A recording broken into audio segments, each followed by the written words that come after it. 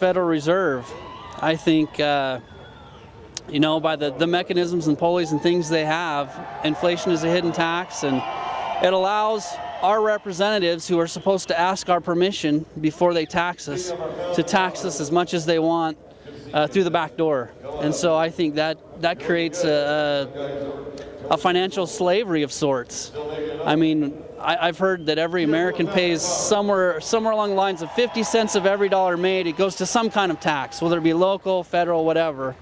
That's the taxes we know about. That doesn't even include the inflation tax, which is hidden and obscured from sight. You can't see it. It's there.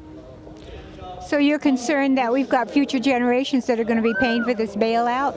Oh, absolutely. I mean, we're enslaving our children and grandchildren to these bailouts, to the whatever our future commitments. I know the national, not the deficit, but the debt. The national debt stands around 9 or 10 trillion right now, and future commitments put us at 60 to 70 trillion. That's an impossible number. We've been told $35,000 for every man, woman, and child now without interest. Yeah, that blows my mind that a baby comes out of the womb.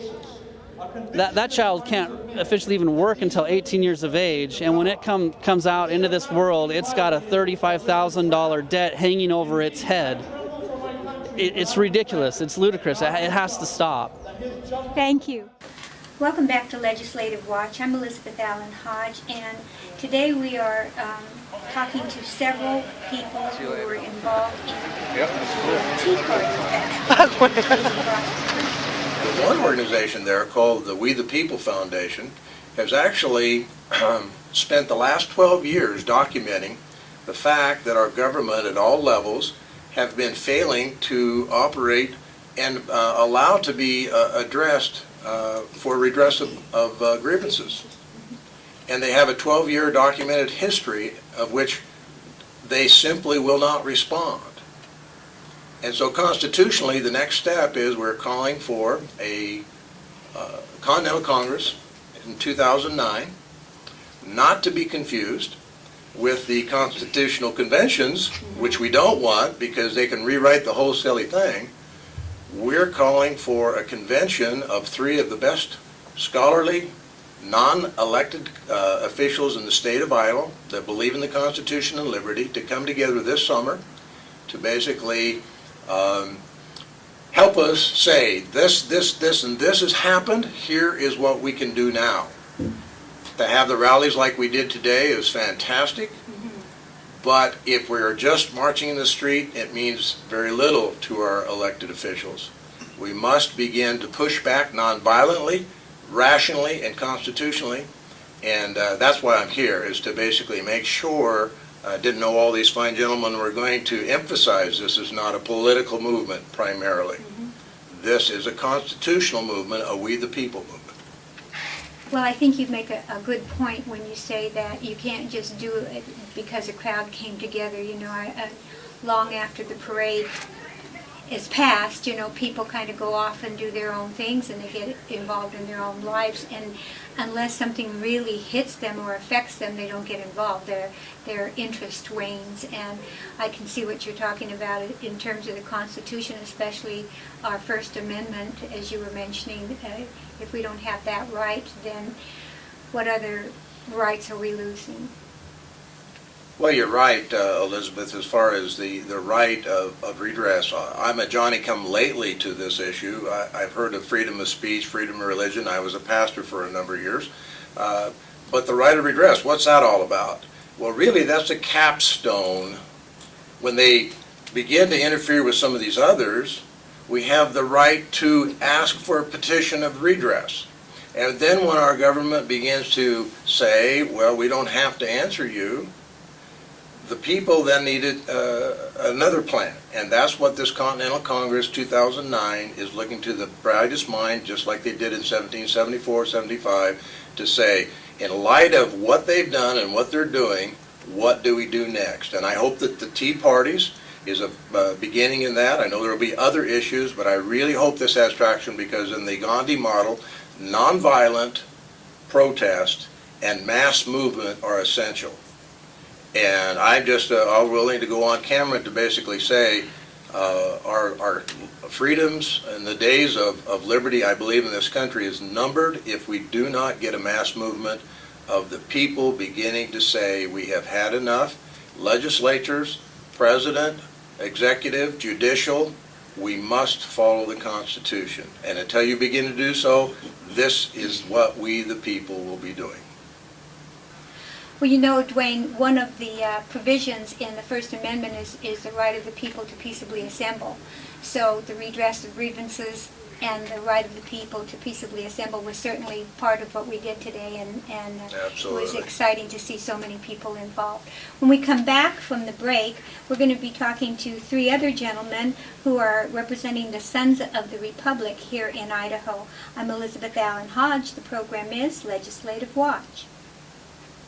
A technician class amateur radio license can open up a whole new world to you. It's fun and it's easy to do. So go for it. Who knows who you'll meet on the air?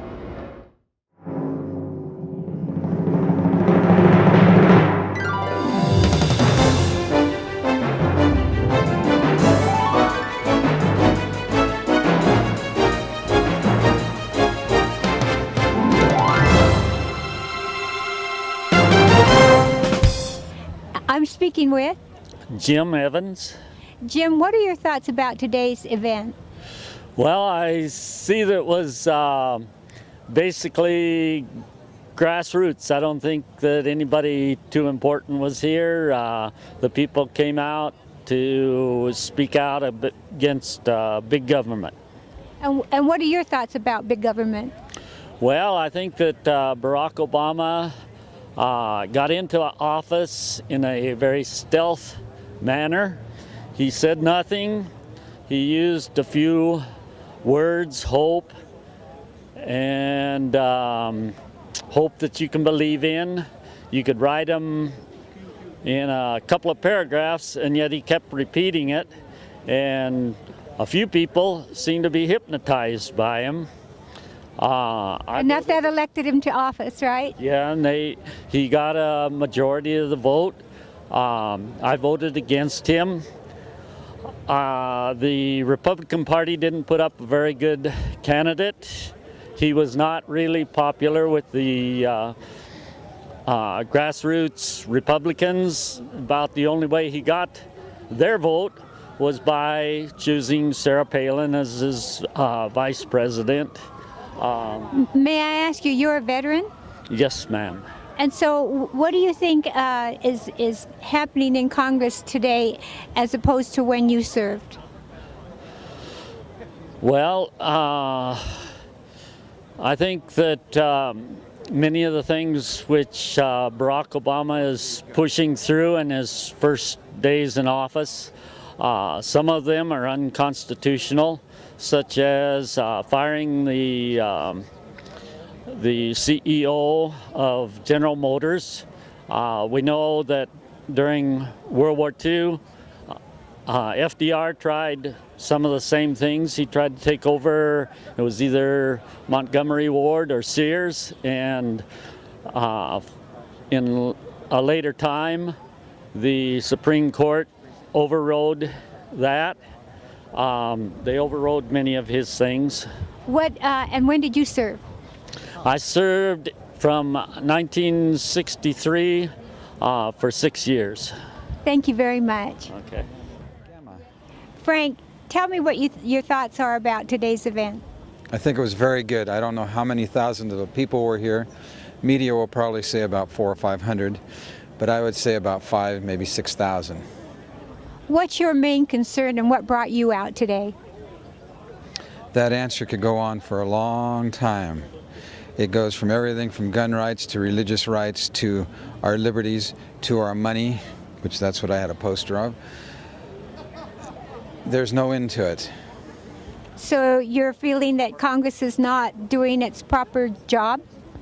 It's doing their proper job for them, but not for us, the people. Thank you. I'm speaking with Lori Shoemaker, Rachel White. I'd like both of you ladies to tell me what your impressions are today and why you're here. I'm really